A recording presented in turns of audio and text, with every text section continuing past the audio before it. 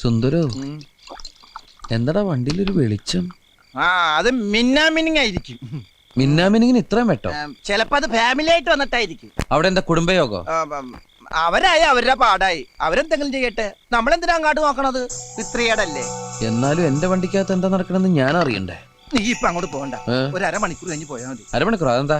മൊത്തം 1 മണിക്കൂർ വേണമെന്ന് അവര് പറഞ്ഞതേ. ആര്? ഒരു ഫാമിലി. ഫാമിലി? ഒരാണും പെണ്ണും 1 മണിക്കൂർ നേരത്തേക്ക് അവർക്ക് എന്തോ സംസാരിക്കണമെന്ന് പറഞ്ഞു. അപ്പൊ ഞാനൊരു അഡ്ജസ്റ്റ്മെന്റ് നടത്തിയതാ. അതിന്റെ അഡ്വാൻസ് ഉണ്ട് ഇതൊക്കെ വാങ്ങിയത്. ഇത്രയും വിളിച്ചോണ്ടൊക്കെ അവർ നിന്നെ അറിയിക്കുന്നു ഞാൻ അറിഞ്ഞ. അല്പം നേരത്തേക്കൊന്ന് കണ്ണടച്ചൂടെ? എന്റെ അച്ഛന്റെ ഓർമ്മയ്ക്കായിട്ട് കൊണ്ടു നടക്കുന്ന വണ്ടിയാണെന്ന് എനിക്ക് അറിഞ്ഞൂറാ. ഒരു അരമണിക്കൂർ നേരത്തേക്ക് അച്ഛനെ മറന്നാ നമുക്ക് ബാലൻസ് 100 രൂപ കിട്ടും. നീ പോയി അവരെ ഇറക്കി വിടുന്നത് ഞാൻ ഇവിടെ ചെല്ലണോ? ഈ വണ്ടി കൊണ്ട് നമുക്ക് ഗുണമില്ല, നാട്ടുകാർക്കെങ്കിലും പ്രയോജനം ഉണ്ടാവട്ടെ. ഇതുകൊണ്ട് അടി മേടിക്കാനല്ലാതെ അരി മേടിക്കാൻ ഇതുവരെ കഴിഞ്ഞിട്ടുണ്ടോ? 1000 തവണ ഞാൻ നിന്നോട് പറഞ്ഞിട്ടുള്ള ബസ്സിനെ ഇൻസൾട്ട് ചെയ്ത് സംസാരിക്കരുത്. ശവ വണ്ടിയാക്കാൻ പോലും പറ്റാത്ത ഈ പാട്ടയെ ബസ് എന്ന് നീ അല്ലാതെ മറ്റാരും വിളിക്കില്ല. എന്താണ് നീ പറഞ്ഞ? വണ്ടിന്ന്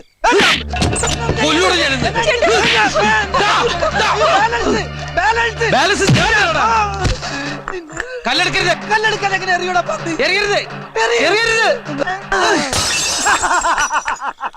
താമരാശം പിള്ളേരെ മറ്റേക്കന്നെ അടിച്ചു പോയേ. കൂട്ടുകാരൻ എന്നെ തല്ലാൻ പറ്റാ. നീ മതിൽ ചാടരുത്. എന്നാലും എഴുതാടാ. എന്നാ ഞാനും ചാടും. മിസ്സാകൂടാ, കയ്യിലിരിപ്പതാ. വീട്ടുകാരെ, ഹൗസ് ഓണറെ,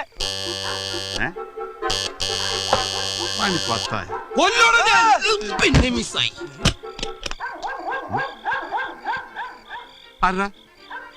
ആരാ വെള്ളടിച്ച് പഠിപ്പിക്കുന്നത്? ആരില്ലേ? ബെല്ലടിക്ക് മുല്ലടാ.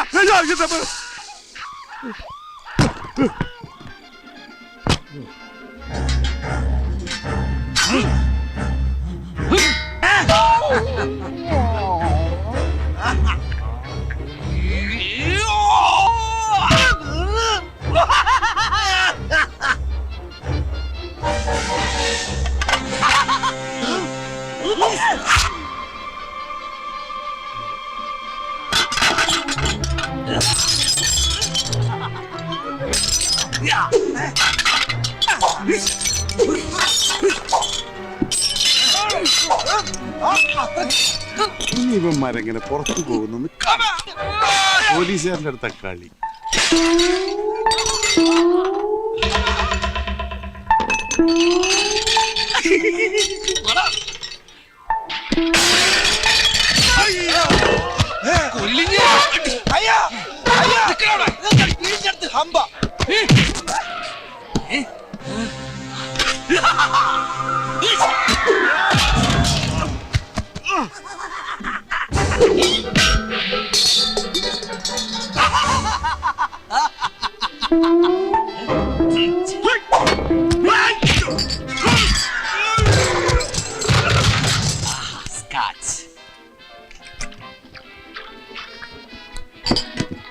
ഒരു സ്മോളിങ് തന്നെ.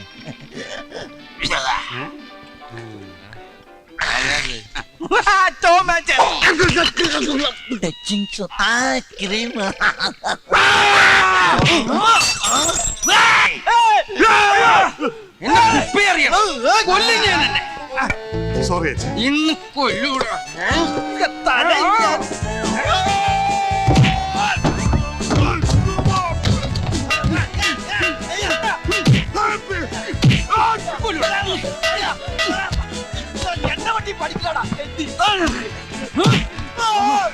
ഇവന്മാരെ കസ്റ്റഡിയിൽ എടുത്തതായി.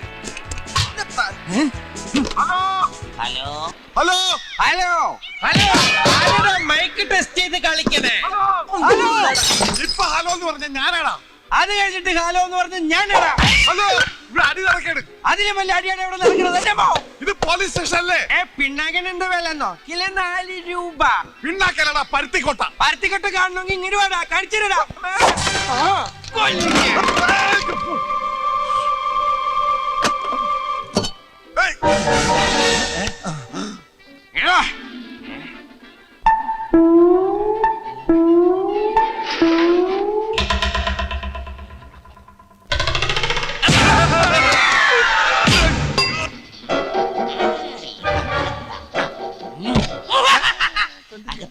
കുനിച്ചിരുത്തി കൂമ്മിനടിക്കും. ഇരുട്ടാണല്ലോ, കുഴപ്പമില്ല. ലൈറ്റ് ഇട്ടിട്ട് ഇരുട്ടടി അടിക്കാം.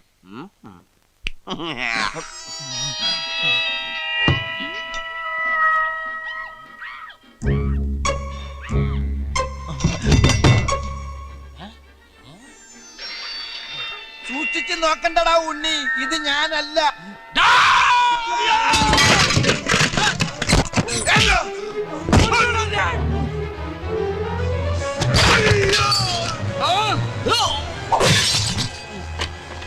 അപ്പൂപ്പ ജീവനില്ലാത്തത് ഭാഗ്യാട്ടോ.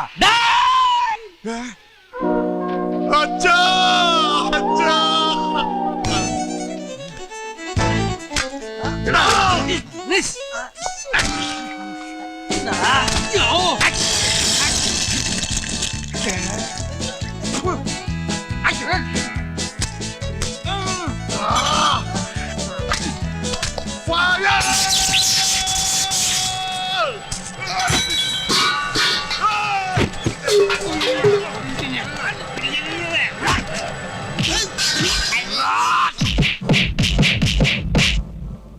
എന്റെ മൂക്കിന്റെ പാലമായി ഉമ്മാർ ഇടിച്ചു പൊളിച്ചത്. പാമ്പൻ പാലം തകർന്നിട്ട് ശരിയാക്കുന്നു സാർ.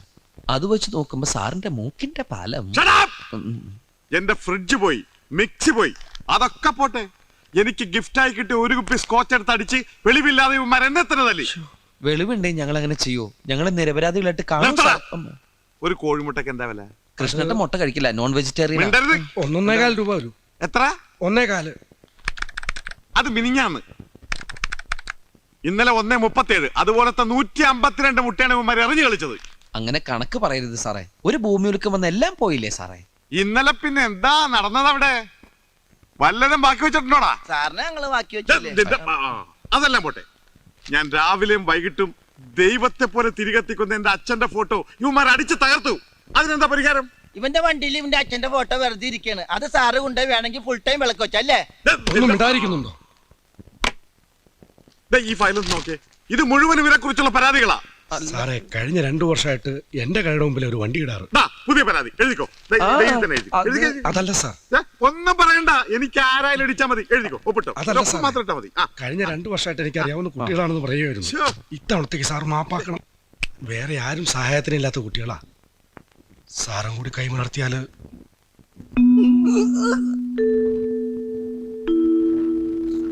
കൃഷ്ണപിള്ള പറഞ്ഞുകൊണ്ട് വിടാം. 3 വർഷം ജയിലഴിയെണ്ണാനുള്ള വകുപ്പുണ്ടായിരുന്നു എന്റെ കയ്യിൽ. ഏതായാലും വണ്ടി ഞാൻ വിടില്ല. ബുക്കും പേപ്പറും ഒക്കെ ശരിയാക്കി കൊണ്ടുവരുന്നവരെ അത് ഈ കോമ്പൗണ്ടിൽ തന്നെ കിടക്കും. വയ്ക്കോ. എന്നാ ഞങ്ങൾ ഇറങ്ങട്ടെ. വളരെ നന്ദിയുണ്ട് സാർ. ശരി. വാ പോവാം. ഡ്രസ് ചോദിക്കണ്ടേ? എന്താടാ ഇന്ന് പരിങ്ങണേ?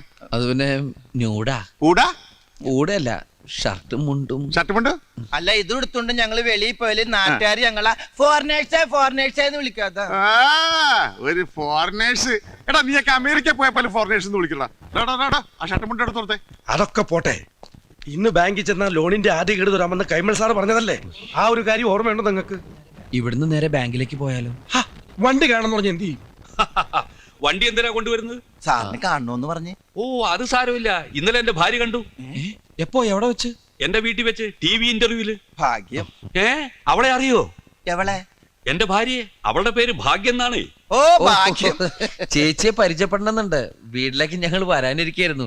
കാര്യങ്ങളൊക്കെ ഒന്ന് ശരിയായിട്ട് വേണം. ഒരു കൊട്ട ആപ്പിളും പരിപ്പോടെ ഒക്കെ അങ്ങോട്ട്.